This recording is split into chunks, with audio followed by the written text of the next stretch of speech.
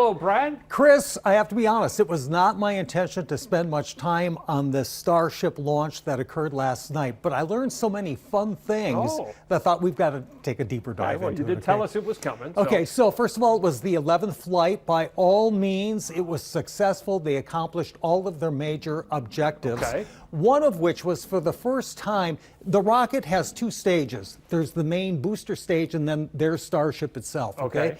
The booster stage was reused from a previous flight. They had never done that, but it's part of the SpaceX philosophy to reuse as much as you can to keep costs down. Sure. Okay, so they did that.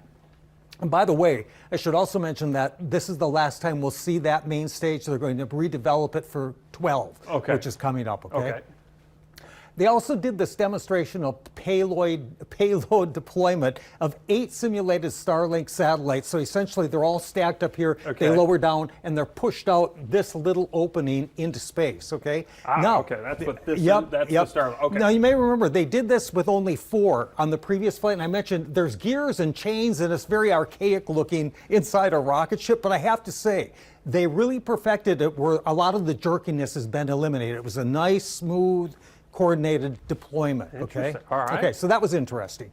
Here was a demonstration of relighting the engine, which you would need to do to slow the spacecraft down to bring it back down to Earth. So that worked. Okay. Then as the ship starts coming into the Earth's atmosphere, the pressure and also the heat ionizes the atmosphere, and you get this plasma, these beautiful displays of this glowing colors. It's almost like the Northern Lights in some respects. Here's another view as well. I thought that this was one of the finest views. But here's one of the things. They said at this point in time, this plasma occurs when the greatest pressures and heat is on the ship. So a lot could go wrong then, and they said, listen, we're pushing this to the limits. We've removed deliberately heat tiles from the worst possible spots.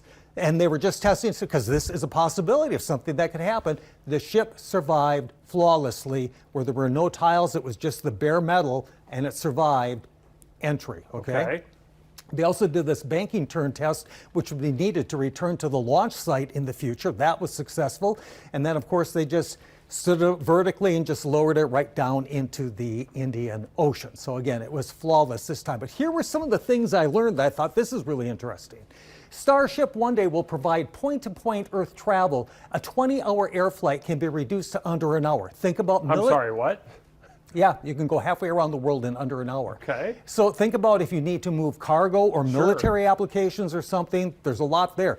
They also reveal that they already have 2028 paying cargo missions to the moon. These are a lot of like science experiments, and paying 2030 cargo missions to Mars. So they better step up their game, because those dates are going to be coming up quick. Really fast. All right, Brad, thanks so much. You bet. Appreciate it. We'll see you again tomorrow. Still to come at